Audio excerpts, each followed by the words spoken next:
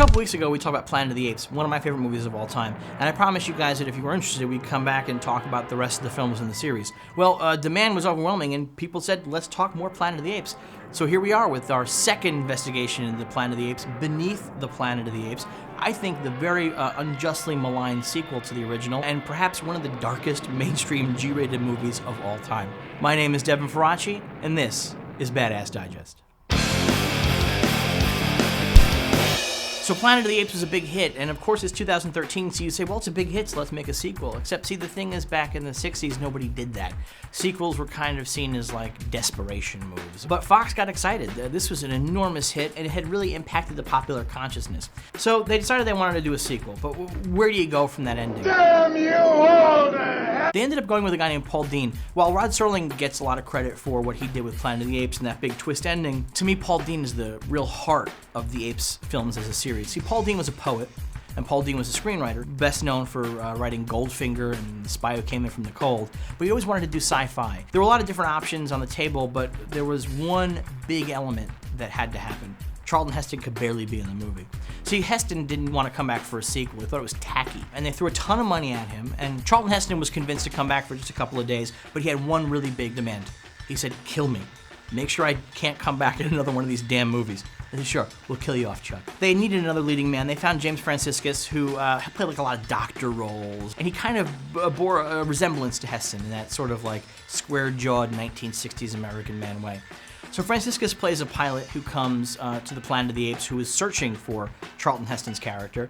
He goes through all the regular story beats of discovering, oh my god, a world where apes evolved from men and these gorillas are talking. But here's where it gets really interesting, and where I think Beneath the Planet of the Apes is maligned, is that in this story, the apes have decided they're going to invade the Forbidden Zone. They know that there's humans living in there, and they're going to go conquer. General Ursus, this guerrilla leader, decides that he's going to lead a force into the Forbidden Zone. It's 1970, so this is 100% Vietnam.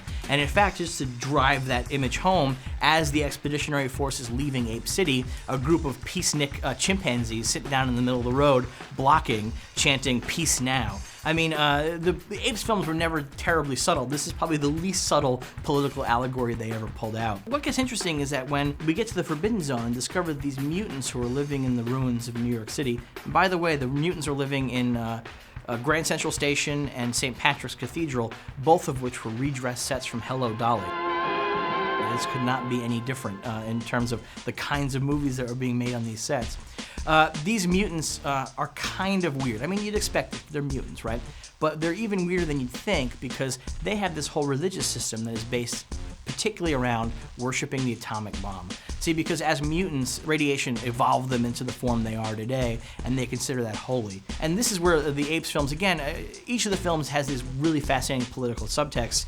This is this really neat religious stuff, this kind of attack on the basis of blind religion, of worship of something that is destructive and awful, but it's just something that you just go along with. But then it gets super dark because Brent discovers that Taylor is a prisoner of the mutants. The apes arrive and begin slaughtering the mutants in the tunnels because all the mutants can do is throw illusions at them. This is really incredible, and this is, again, a G-rated movie scene where the mutants create a wall of imaginary fire in front of the ape army and then put apes crucified upside down, bleeding and screaming in the fire. I can't even imagine a G-rated picture getting away with that imagery today, but that isn't even the most hardcore thing that happens in the movie. The apes are attacking, and the mutants are going to attack back with the Alpha Omega bomb. The mutants don't know what they have. Taylor knows this is the world-ending bomb. There's a big shootout in the middle of the cathedral, and Taylor gets shot, and he's about to die.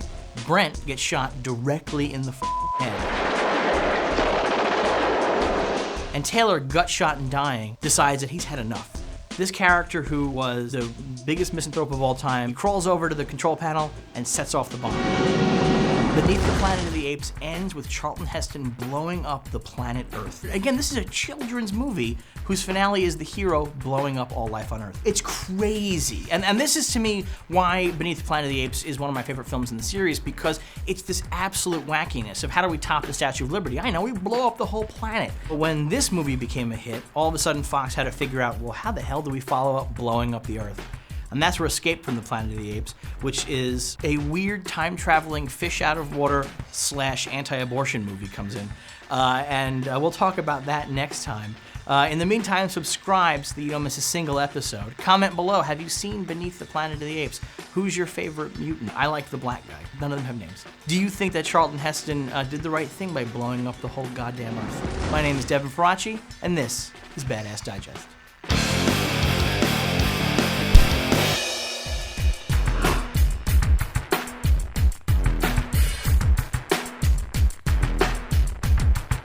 Get your film fix. Subscribe to CineFix.